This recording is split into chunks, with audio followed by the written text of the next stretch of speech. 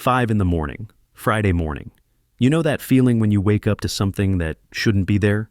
That grinding metal-on-metal sound that cuts right through your dreams. I bolted upright in bed. My house was shaking. I threw on some jeans and stumbled outside, still half asleep. And there she was, Karen Delacroix, standing next to a massive yellow excavator that was tearing a trench right across my driveway. The machine's bucket was scraping concrete and dirt, throwing chunks everywhere. My car was trapped in the garage like a caged animal. "What the hell are you doing?" I shouted over the noise.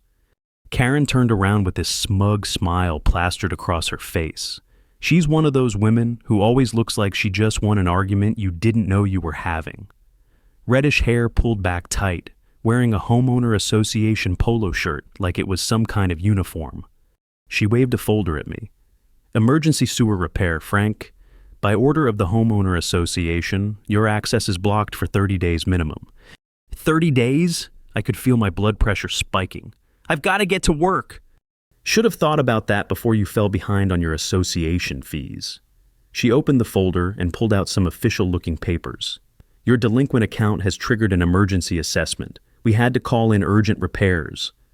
The excavator operator, this big guy in a hard hat, kept digging. The trench was already 3 feet deep and running straight across not just my driveway, but my neighbor's too. The Johnson's car was stuck just like mine. I called 911 right there on the spot, put it on speaker so Karen could hear. "Sir, we've reviewed the permits," the dispatcher said. "They have city authorization for emergency infrastructure work. Nothing we can do to help you."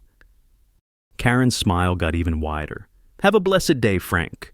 Oh, and if you need your car moved, we offer emergency relocation services, $100 a day." That's when it hit me. This wasn't about repairs at all. Seed, metal detector. The way she kept looking at the ground, the way her eyes lingered on every shovelful of dirt. And why start digging at 5 a.m. unless you're trying to hide something?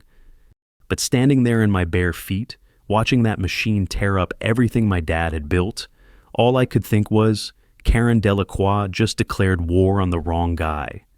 The sound of shattering concrete followed me inside as I grabbed my phone and started making calls. Work first. I'm a maintenance supervisor at the county water treatment plant, and missing a day means the whole facility could back up. "Frank, you've got to be kidding me," my supervisor Tom said. "Can't you just walk to the street?" I looked out my kitchen window. The trench now stretched 6 feet wide and was getting deeper. "Tom, it's like they dug the Grand Canyon in my front yard." By noon, 3 more families were trapped. The Johnsons next door, the Parkers across the street, and old Mrs. Chin at the corner house.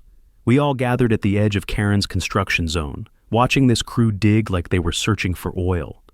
That's when Karen made her big announcement. She climbed up on the back of a pickup truck like she was giving a campaign speech. "Folks, I've got some bad news," she called out. "We've discovered a critical pipe failure. What we thought was routine maintenance has turned into a major emergency." Mrs. Chin raised her hand. "But Karen, my water pressure is fine." Surface appearance can be deceiving, Dorothy. The infrastructure team found dangerous methane levels. Karen held up some kind of gas detector that was beeping. "For your safety, this area remains restricted until we can guarantee public health." I squinted at the machine. Something was off about the whole setup. The workers weren't wearing safety gear you'd expect for gas leaks. No hazmat suits, no breathing apparatus. And that crew chief, Seed Miguel, kept looking at Karen like he was waiting for different instructions. "How long?" Johnson asked. His wife works nights at the hospital, and she couldn't get her car out either. "Could be weeks," Karen said, not even pretending to sound sorry. "But I've arranged temporary parking solutions, only $100 per day per vehicle. Very reasonable considering the emergency circumstances." That's when I realized what this really was. Extortion. Plain and simple. "And what if we refuse your parking solution?" I asked. Karen's eyes went cold. "Then your vehicles stay right where they are, Frank. Blocked in until this crisis is resolved." The crew chief caught my eye for just a second. He looked like he wanted to say something, but shook his head instead. Whatever Karen was really digging for, she'd turn my entire neighborhood into hostages to get it. Saturday evening, Karen called an emergency neighborhood meeting. The community center felt like a courtroom, and I was about to be the defendant. She'd packed the room with people I barely recognized, residents from the far side of the development who weren't affected by the dig. They all had that same tight-lipped expression, like they had already made up their minds before hearing a word. "Neighbors," Karen began, standing behind the podium like she owned the place. "We're here because of a crisis that could have been prevented." She clicked a remote, and a projector lit up with what looked like official documents, bank statements, payment records, all with my name on them.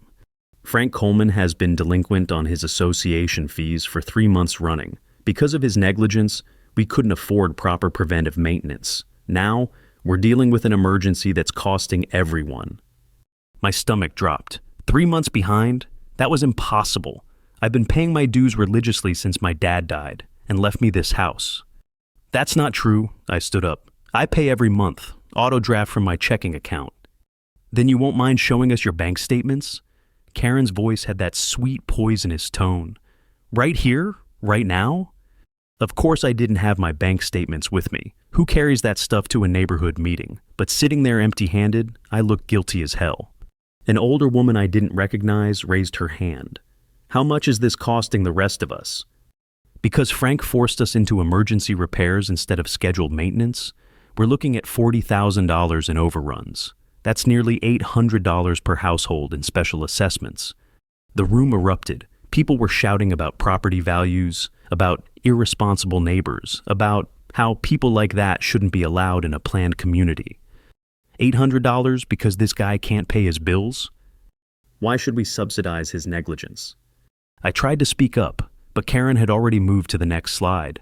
Photos of my property, my garage with motorcycle parts scattered around, the old workbench my father built, paint cans and tools that looked, through her camera lens, like a hoarder's paradise.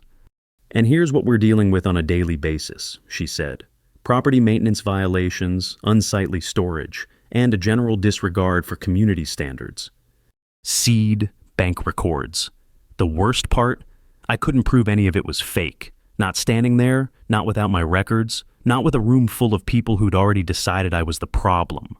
As the meeting broke up, people avoided eye contact with me. Mrs. Johnson, who'd been trapped by the same dig, wouldn't even look my way. Walking home in the dark, I realized Karen hadn't just stolen my credibility. She'd turned my own neighborhood against me.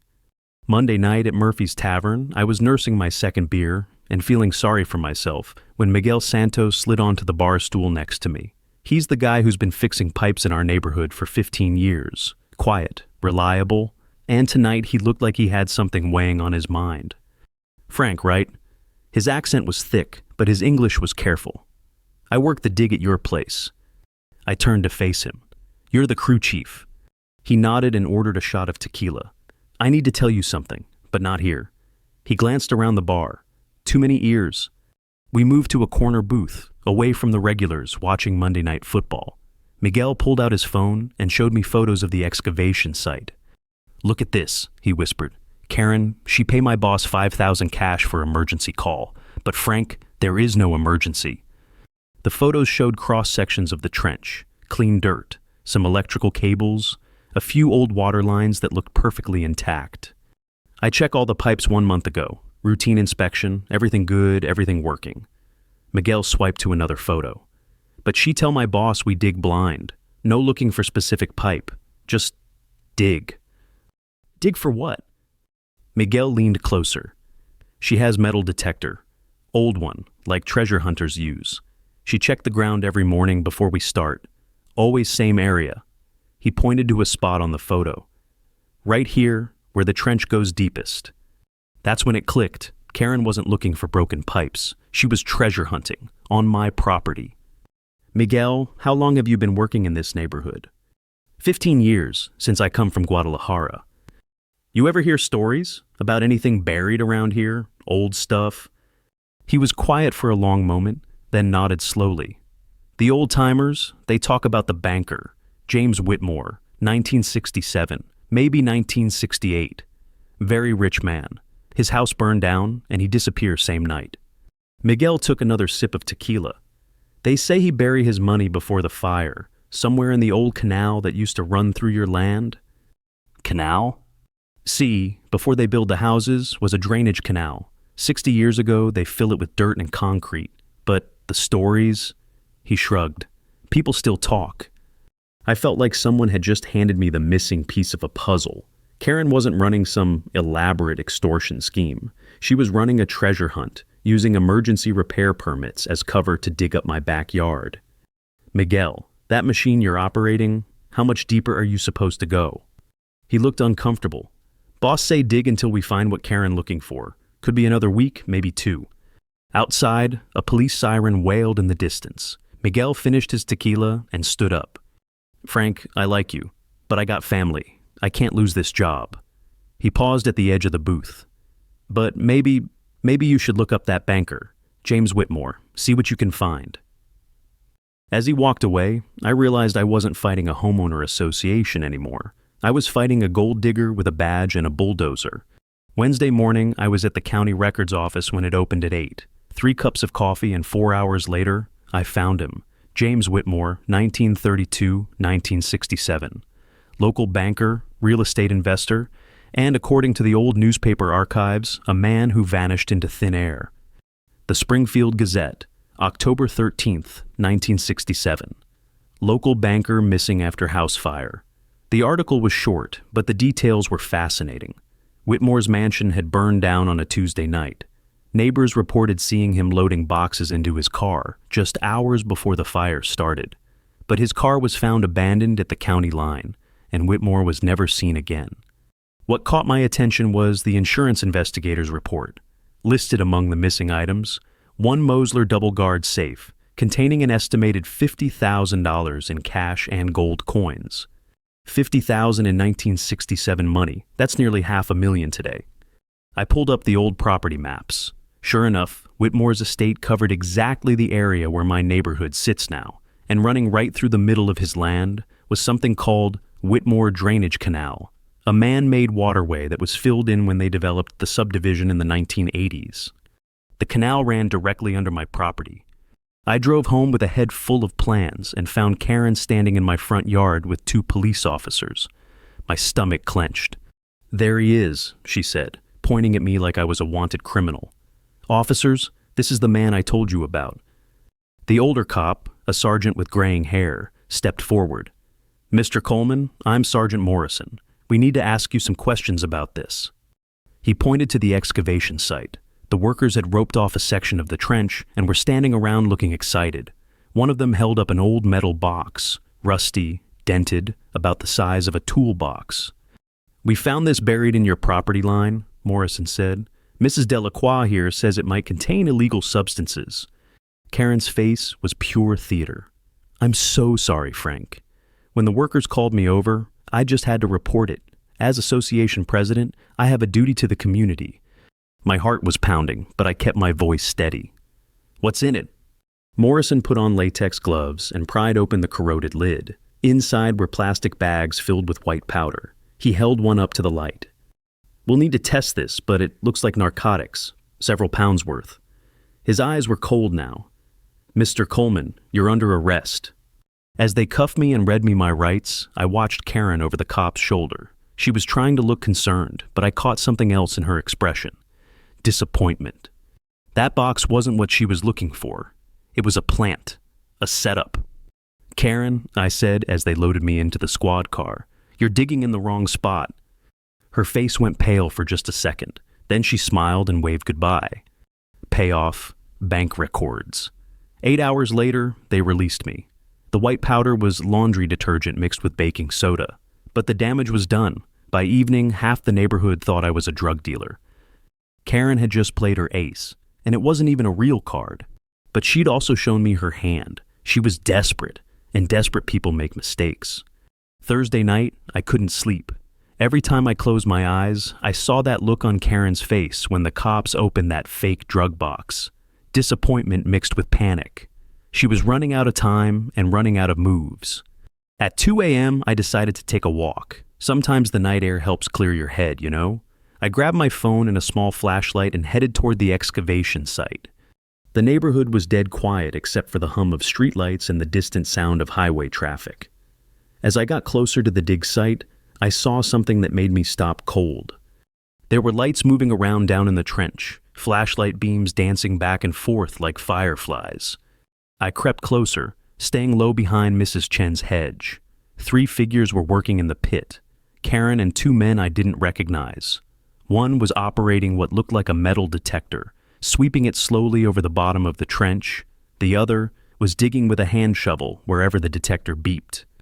"Move it left," Karen whispered urgently. "The detector's picking up something big about 3 feet that way." My phone was recording everything, the timestamp, the voices, the whole operation. The metal detector started beeping faster, more insistent. "There," one of the men said. "Something major right here." They worked for 20 minutes, digging carefully now. Then I heard the sound of metal hitting metal, a dull clang that echoed in the night air. "Jesus Christ," one of the men breathed. "Karen, look at this." They'd uncovered the corner of something large and dark. Even from my hiding spot, I could see it was much bigger than the fake drug box.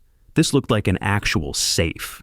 Using a portable winch system, they wrestled the thing up out of the hole. It was an old-style bank safe, covered in decades of mud and rust, but intact. The kind of safe you see in old Western movies. Karen was practically vibrating with excitement. "Get it open, now!" One of the men produced a battery-powered grinder. Sparks flew as he cut through the corroded lock mechanism. It took 15 minutes of careful work, but finally the safe door swung open. Even from 30 feet away, I could see the gleam of metal inside. Gold coins, stacks of old bills, more money than I'd ever seen in one place.